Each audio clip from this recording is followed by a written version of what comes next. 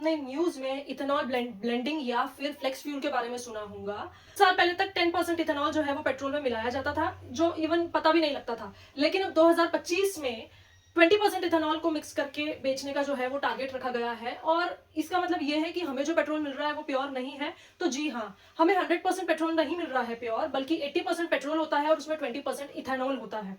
अब इथेनॉल जो है वो एक तरीके का अल्कोहल है, जो कुछ फसलें हैं जैसे चावल, गन्ना, मक्के की फसल की फर्मेंटेशन प्रोसेस के बाद हमें वो मिलता है। अब इससे फायदा ये होता है इथेनॉल का कि पोल्यूशन तो कम होता ही है, साथ साथ में हमारे जो कॉस्टिंग है, हमारा जो पैसे हैं वो भी बचेंगे, उसकी बचत भी होगी। क्योंकि हमारे देश में इतना पेट्रोल अवेलेबल नहीं है, तो हमें दूसरे देश जैसे सऊदी अरेबिया जैसे देशों पर डिपेंड करना पड़ता है पेट्रोल के लिए, क्योंकि वहां पे पेट्रोल के वेल्स होते हैं और उसके खरीदने के कॉस्ट जो है वो हमारे इंडियन इकोनॉमी पर बहुत ज्यादा प्रेशर डालती है। अब ये ऑलरेडी हम जानते हैं कि जो हमारा इंडिया है वो एक एग्रीकल्चरल लैंड है और सेकंड नंबर पे शुगर केन के प्रोडक्शन में हमारा नाम आता है। अगर हम इथेनॉल का इस्तेमाल करते हैं, गन्ना, चावल, मक्के जैसी जो फसलें हैं इनकी डिमांड बढ़ेगी और किसान जो है उनको एक स्टेबल और एक्स्ट्रा इनकम मिलेगी। इसकी वजह से पोल्यूशन तो कम होगा ही, लेकिन इस कंसेप्ट में एक प्रॉब्लम ये है कि जो हमारी पुरानी गाड़ियां हैं वो इथेनॉल ब्लेंडिंग वाले फ्यूल को सपोर्ट नहीं कर रही है, जिसकी वजह से उनके इंजन जल्दी खराब हो रहे हैं।